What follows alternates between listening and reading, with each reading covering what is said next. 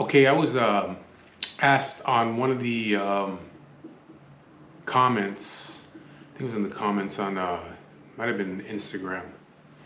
When I first came out with the first video with me and my wife, when I was saying what I was gonna, different subjects and shit that I was gonna talk about as far as life and cancer and all that other stuff. One of the things that somebody had asked me about was Fresno. So I'll talk a little bit about Fresno. Um, there was 2 times in my life that I lived in Fresno. One, when I was 13, I was sent to Fresno to live with my aunt. And the second time is when I got paroled. I was paroled back to the harbor. And shit was going bad for me, so I had to take off, and I told the parole officer if they can transfer me out to Fresno because I have some family out there, and I wanted to go out there and try to get myself together, try to get off parole. So I went out there in 1993, somewhere toward the end of 93. I went out there and I came back to Southern California in 95. Cinco de Mayo, 1995, I came back. But the first time I went there, like I said, I was 13. I was living in my grandmother's house. My mother and father had separated for the final time. And I was kind of, couch surfing. Couldn't stay with my mom because there was no room there for me. So I stayed at my aunt's house in Lawndale and slept on the floor there in between my 2 cousins' beds in their room. From there, my mom told me I had to go stay with my grandmother in Inglewood, which was fine with me because I loved being over there anyway. At my grandma's house, I could do whatever I wanted to. There was so much shit going on over there. It was just a free-for-all. I could do whatever I want. My grandmother treated me like I was her son. So there was really no discipline for me over there. So I really got into shit there at my grandmother's house. A lot of people were always there. People were buying dope from the house, selling stolen shit in the house to my grandmother, to whoever wanted to buy stuff. They bring stuff they boosted or they stole, just stolen goods. So I was getting high and shit a lot over there. I started doing cocaine there at that house. Was drinking a lot. I used to hang out with my grandmother in the kitchen, and she was a big time drinker. So me and her would sit at the table and drink beer and smoke cigarettes and play rummy. Or if people were there, everybody just hang out either the living room or in the kitchen or in the backyard, in the garage. But there was always people there, so I was always into shit. There was a lot of negative shit going on over there, but it was just the life that we lived. So at the time, I didn't think it was negative. At the time, I thought that's the way that life was. So I was going to Inglewood High School, and I pretty much I would go, but I would only go to sell dope. Just started selling dope, started selling coke for my grandmother. And I would just go to the school.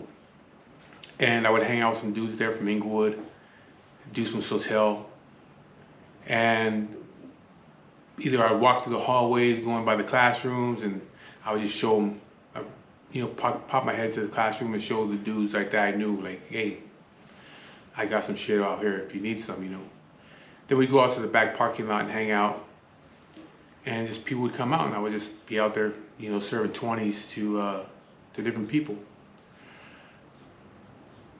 But, after a little while, I never carried books. I never carried a folder. I didn't have pens and pencils. I didn't have none of that shit. I just went to the school to sell dope, walk around, fuck around all day, just to get out of my grandmother's house. So, they didn't just see me just sitting around all day. So I would take off and go to the school and fuck around or sell dope. Well, then finally one day my mom comes and tells me, you know what? Grandma can't really be taking care of you and shit. You're not going to school. You're not really doing shit. So you're going to have to go to Fresno. And at the time, my aunt, one of my mom's sisters, the second to the youngest, she went to Fresno because her father was from that area. So she went out there to get her shit together.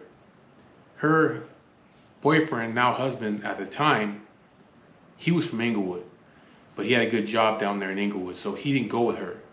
So they got her an apartment out there, and he stayed back in Inglewood, and he would go up there every other weekend.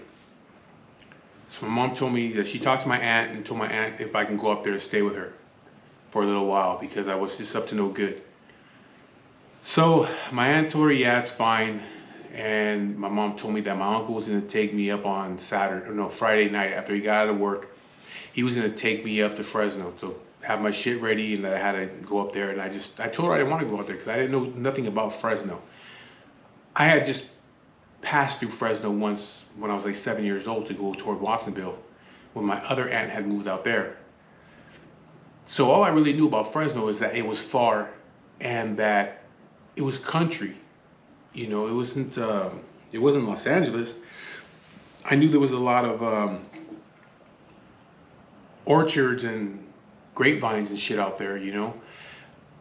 But I didn't know it was like a big city. I just thought it was like a small country town. So I was, you know, kind of arguing with her about like I didn't want to go out there. I'll go to school. I won't fuck around no more. I don't want to go to Fresno. She was like, no, you gotta go. That was like during the middle of the beginning of the week. So, you know, I was like, fuck, man, I gotta go out there to Fresno.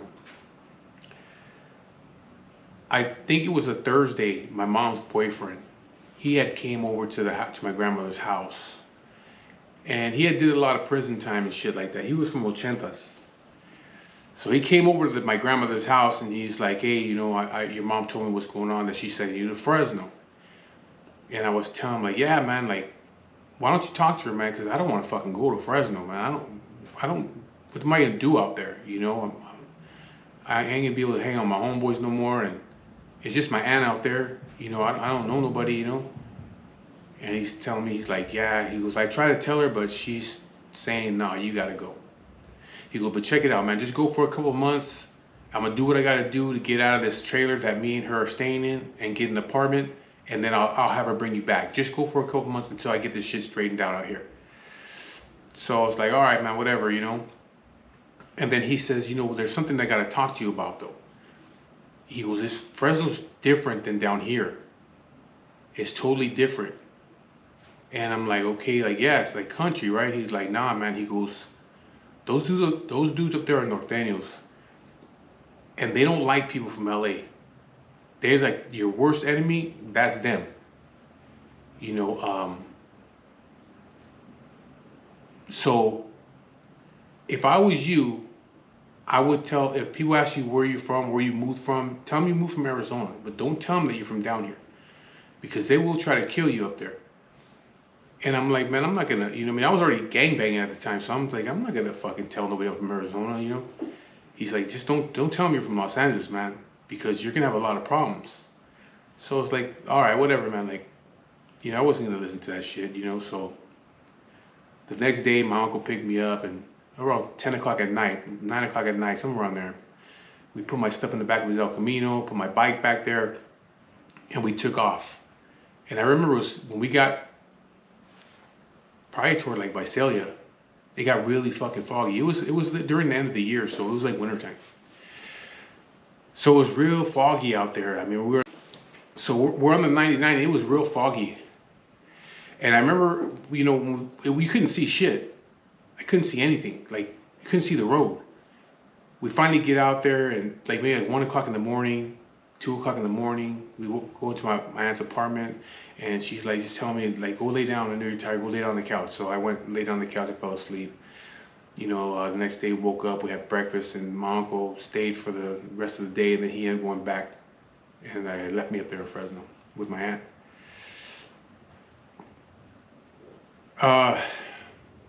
My mom, I guess she thought it was going to be the best thing for me to send me to Fresno, thinking that since I didn't know nobody out there but my aunt, that, you know, I would get myself together out there, and that was the furthest from the case. Because me and my aunt, my aunt was not that much older than me. You know, I was like 13 and she was probably like 21, 22, somewhere around there. And, you know, my aunt would let me take her car. She didn't want to get up in the morning and take me to school. She had enrolled me into Fresno High School. So she didn't want to take me all the way to Fresno High School she lived off the 99 in Ashland. So she didn't want to take me all the way to Fresno High School every single morning because she had to take her other kids to school too, her other son to school. So she would just tell me, like, go ahead and take my car, but do me a favor, drop Stevie off at school or wherever he was going. I think it was kindergarten or some shit, you know. So sometimes I would do that for her, and then I would take her car and I'd go to school and I would hang out. But I remember the first day of school. I didn't know what a norteño was. I had never heard of these guys before until my mom's boyfriend told me. I knew nothing about them. So she enrolled me in Fresno High School. The first day I go to one of my periods. It was almost at lunchtime. You go to the period just before lunch. Then they ring the bell for lunch, and I come out of the classroom and I go to the area like this where everybody hangs out by the cafeteria area. But there was like tables and shit out there. And so I walk out there, and I'm dressed like I dressed in LA. I'm dressed like a gangster from out here, you know. I have like blue on and blue Levi's, you know, white Nike shoes, you know. My hair is combed back. I have like a blue flannel on. So I go out there, and I was shocked. Like, I see all these fucking dudes and chicks. They're in all red flannels, red jerseys, whole Dickie outfit, Dickie pants, Dickie shirt, all red Converse, everything they were wearing was fucking red. And then they had like tails, like ducktails on the bottom growing, like the long braids, real thin long braid. Or we call them the genie haircut. They're also called Mongolians. But then you have some guys that had the Mongolian haircut, real long with their hair braided. Other ones would just have their hair just braided, long hair braided. Or they'd have more like a pompadour type hairdo with their hair up and combed back. They weren't bald. They didn't have their shit short and just slicked back. They just looked different to me because they were wearing so much red. And they'd never seen that down here in Southern California except for the Bloods. So right away, in my mind, these guys are Bloods. So I walk out there, and then one of them, you know, jams me up like, "Hey, homie, where you from?" And I was like, "I'm from LA. I'm a Sureño from LA." And then right away, he's like, "You're a fucking scrap?" And I don't know what the fuck he's talking about. And another dude, I can hear him say, "Oh, he's a fucking sewer rat." And these kind of things I never heard before, because we don't call each other that kind of shit down here. You know what I mean? I never heard those words being used on us before. So I didn't know what the fuck he's talking about. So again, I never knew about them. I didn't know how to disrespect them. I thought they were Bloods. So I'm telling him like, "Well, fuck you, slob." You know, I didn't know about the word buster or sod buster or any of that shit. I thought they were Bloods, so I called them slobs. I was like, "Fuck you, slob." And then they're looking at me like, why am I calling them slobs? And so they didn't do nothing. They were just talking shit, and I was like, "Well, fuck it, if you're gonna do it, if you're gonna do something, do it." You know what I mean? They didn't do nothing. There was a lot of them. I mean, there was a lot of them, but they didn't do shit. They were just talking shit, and I was like, whatever. I mean, they didn't do shit, you know. So I just walked away, and it wasn't long after that, maybe a month or so after that, I get into one of the Bulldogs in art class, and we got into a fight in there. He disrespected me. I started learning from other people how to disrespect them. I learned from other people like why they're calling me a scrap and a sewer rat. And I started learning all this shit because I'd never heard it before. Then I learned how to disrespect them and why they called them like busters and shit like that. So, you know, me and this guy got into it in art class, and he was calling me a scrap, and I was calling him a buster, and we got into a fight, and then we fell against the table, and I grabbed some scissors, and we fell to the ground, and I was gonna stab him, And the fucking teacher was on the phone calling the security, and I was like, fuck. So I just dropped the scissors, I got up. Security came, took me to the office. They kicked me out of that school. I ended up going to another school called Hamilton for a little while. It was home studies. Went there for a little bit. Then I had to go to like a committee meeting or a school board meeting, and they told me I can go back to regular school. So they sent me over to Bullard High School, and same shit over there. You know, I'm still doing my thing. You got all the Bulldogs over there. There's a lot of them there too. But you know, the Crips out there were different than out here. Out here in Southern California during that time, we had issues with the Crips and the Bloods. We didn't deal with them. You know, there was always tension between Crips and Bloods and us. Well, from where I came from. But out there, they were different. Out there, they would back me up because they wore blue and I wore blue. They would tell me like, hey, you ever have problems with these dudes, that will help you out. You know what I mean? Because we represent the same colors. Even though they were from Fresno, they were Fresno Crips. I was from LA. It didn't matter because we both represented blue. They backed me up. So I had a neighbor at the time. He was from Compton Farm Dog Crips, and he was a good partner of mine out there. He really looked out for me and shit. He was a lot older than me, but sometimes he'd come pick me up from high school and shit like that, so I wouldn't get, you know, jumped out walking home and all that crap, you know. And you know, but again, I got into it there at Bullard. Got into some dudes from Fresno over there. They kicked me out, and I remember being on the bus going home. I get on the bus and I'm walking to the back of the bus, and there's some black dudes back there, and I could tell that they're Crips. There's so much different back then because back in the days you could tell. Now you can't tell who's who, but back in the day they were wearing blue and had their blue bandanas and shit like that. So I walked to the back of the bus and I was sitting down there. Like, hey, don't you go to Bullard? And I was like, yeah. And they're like, yeah, we go to Bullard too, man. He goes, you better watch out because we heard that the fucking the Bulldogs they're looking to fuck you up, you know. And I said, I already got into it with them. They just kicked me out of school right now. And so I said, I'm just gonna go home and shit and, you know, see what happens. So they're all right, you know. So I get off the bus and go home. By that time my mom had moved to Fresno, and we were living in an apartment off of Shaw and Marks. So I went home, I told her I got kicked out of school. So she was pissed off because that's the second school I got kicked out of. So then, again, had to go to a school board meeting. They said, okay, we're gonna send you to DeWolf High School, which is off of Blackstone. You gotta go to DeWolf High School, it's a continuation. If you get in trouble once more, we're gonna kick you out of the whole school district. And so I said, whatever, man. So I go enroll at Bullard High School, DeWolf. I was only there for about maybe an hour. Came out for lunch, sitting on a bench out there, and as I walked out, I see all the dudes in red. They're all bunched up together by some bleachers, and some were playing ping pong. And so I went and sat down on a bench, and I was sitting there, and I heard somebody call my name. And I looked up, and it was a girl that was my neighbor, and she was with another girl. And she's like, comes up to me, she's like, when did you start going to school here? I said, today. I just came today, a little while ago.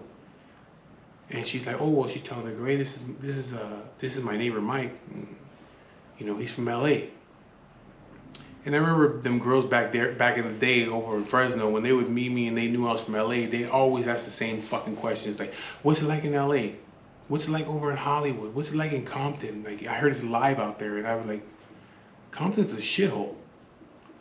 I mean, it's not no place you want to go and sightsee. You know, it's the fucking ghetto. You know, and Hollywood's no better. I mean, Hollywood's a fucking dump. There's homeless people there. It's not what you think. You have to tell them it's not what you think in the movies. You're gonna walk down Hollywood Boulevard and just run into movie stars all day. It's not the way it is out there. You get your ass killed out there in Hollywood Boulevard. You know, because back then there was a lot of shit going on out there. And I used to just trip out on them because they always thought that there was something special about Hollywood and about Compton, and it's Compton because of NWA and all that. And so anyway, she was asking about it. I was like, it is what it is. Like, it's like for you. It's like Fresno for you. You know, it's like if I came out here, if you came out to where I was at in LA and I told you, hey, I heard about Kings Canyon. What's it like over there at Kings Canyon? Or what's it like on Blackstone?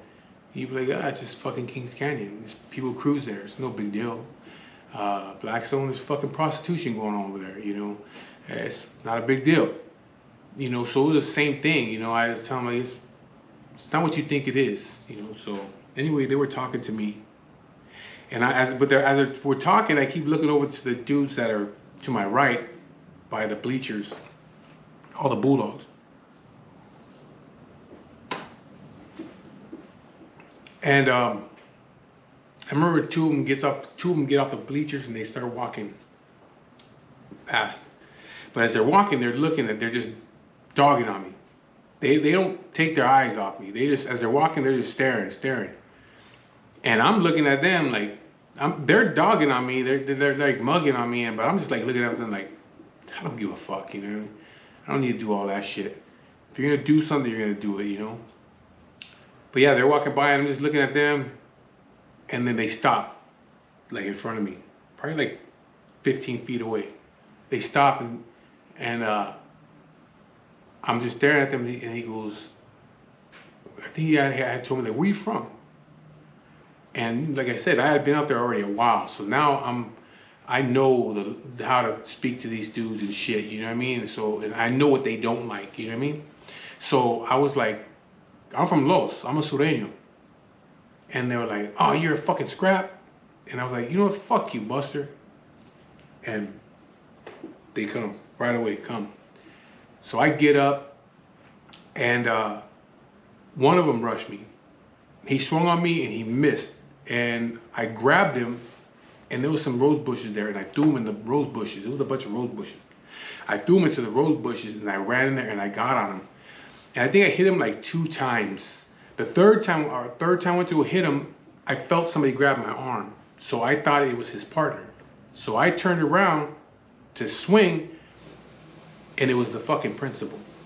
And I could hear the keys from the security running through and shit. So he grabs my arm, I backed up, stood up, and all the fucking Bulldogs started coming. So he's like, come on. Him and the security guards start walking me out. They walk me to the school, and I'm thinking they're gonna just walk me out and tell me, get the fuck out of here. Nah, he's telling me, get into my car. So I'm like, all right, so I get into the passenger seat, he gets in the car, and he pulls out, and all the Bulldogs go back in, the security guards go back in. And he's like, you know, before you came here, we were already told that you were a troublemaker. He goes, you do know that if you got kicked out of the school, that you couldn't go to school in Fresno no more, right? And I was like, yeah. He's like, well, you can't come back here. We can't have these problems here. You know, I was like whatever, man, you know. So he's like, so don't come back tomorrow. I'll send all your paperwork to the school board. So I said, whatever. So he took me home. I remember walking into my aunt's apartment where my mom was at, and I had only been gone for maybe about an hour and a half, maybe 2 hours. So I walk up in there, my mom and my aunts and all them are in the kitchen, living room area. And she's like, what are you doing here? School's out already? And I was like, nah, I got kicked out. And she went fucking ballistic. You know, she's like, what the fuck? Again? You know you can't fucking go to school out here no more? You knew that they were gonna kick you out of the district. What am I supposed to do with you now? And at this time, I'm only 14. She said, what am I doing with you now? You can't go to school, you can't work, you can't just sit around. And so I was like, I didn't really say nothing, you know what I mean? I did remember telling her, like, I didn't want to come out here in the first place, you know? And so she was pissed off, so I went and hung out with my cousin for a little while and shit. And I don't know if it was a couple days later where my mom says, you know what, you got to go back to LA. You can't be out here no more because you can't go to school and you're not going to just sit around. So I'm sending you to your tia's house in Hawthorne, and you got to go to high school over there. So I'm like, okay, from one fucking, you're sending me to Fresno where I'm getting this shit here, get kicked out of the whole district, and instead of sending me back to like my neighborhood, where I can go to school and, you know, I'll be with my own homeboys and I probably wouldn't get into so much shit. No, she's gonna send me to Hawthorne. Well, them dudes from Hawthorne, I don't get along with them dudes. So right away I'm thinking to myself, oh fuck, well, I'm gonna go to Hawthorne and I'm gonna have the same fucking problems. And so yeah, she sent me from Fresno, she sent me back. And I went to my aunt's house on Menlo and 118. And that was, like I said, I was 14 years old. Started going to Hawthorne High School, which is a whole nother fucking story. I didn't return to Fresno again until after I got out and I was on parole. And I went back in 1993 for a couple years, which is a whole nother story, you know. A lot of shit went on. I was into a lot of shit out there in Fresno. Me and my family members. It was like I told my mom one day. I said, you know, we did a lot of fucked up things. We did a lot of fucked up things like to get by. You know, whether it was theft or selling dope. We did a lot of crooked things to get by. But you know, I had a good time doing it. You know, I don't regret it. We were doing what we had to do to survive. But again, that's the second time with the Fresno, that's a whole nother story for a whole nother video. So anyway, I just wanted to tell that little story about Fresno. I hope that there's not people out there that feel disrespected by the words that I use. Because I know there's people out there that feel like, oh, why do you say this or why do you say that?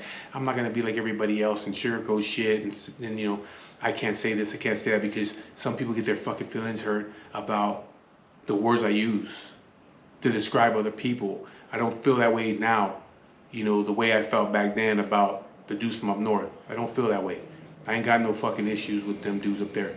And you know, I will tell you another story, a couple stories about dudes from the Bulldogs. One of them, well, twice during the time I was in Fresno. 2 times Bulldogs saved me from getting killed out there. And, you know, so I ain't got no issue with those dudes and shit, you know. I'm just telling a story, so I don't want people like, oh, he's fucking using these words and this, that. I'm not doing it to be disrespectful to nobody. I'm just telling you the story. You know, it wouldn't sound right to me if I was like, oh, I called him the B word and he called me the S word. I mean, that shit sounds fucking stupid. You know, so anyways, that's the story about the first time I went to Fresno. There's so much shit that happened though within that time that I was there. You know, there's so many things that happened. I had some good times over there during that time. That 1 year that I was there, me and my aunt had some fucking great times out there, man. And it wasn't all bad. You know, hanging out at Roding Park on Sundays and shit, going down Kings Canyon, even Blackstone at one time. There were people cruising out there in Blackstone, but Kings Canyon, where everybody cruised out on the weekends on Saturdays. And then Sundays, people went down to Roding Park, which is off the 99, and they had a zoo there. They have a place called Storyland, and they had something else there. But it's a big park. It's kind of like Fairmount Park over in Riverside. The roads go through it. But you go over there and there's just people everywhere over there drinking and partying and hanging out on Sundays. So there was a lot of good times out there, man. I learned a lot of shit out there in Fresno, you know. The first time I was out there, I wasn't fucking with dudes from Fresno as far as like getting to know them. They were my enemies and that was it. You know, and any chance I got, I was, you know, do whatever I could. They would try to do the same thing to me. The second time I went out there when I was already, you know, in my early 20s, it was a little bit different. You know, it was a little bit different. I think they had already switched up and they left the north and they became their own thing. But there was still a lot of them out there that they felt the same way about people from LA. They didn't like people from LA. They didn't like people from the north. And they didn't like nobody from LA. You know, so it was still the same shit. But then there's other ones that they were just cool. They didn't give a fuck that I was from LA. I didn't give a fuck that they were from Fresno. If they respected me, I respected them. And like I said, there was a couple times where two different guys from Fresno Bulldogs saved me from getting killed out there, saved me from their own homeboys. And so I'll talk about them stories another time. But anyway, that's the story I want to tell you about the first time that I went to Fresno.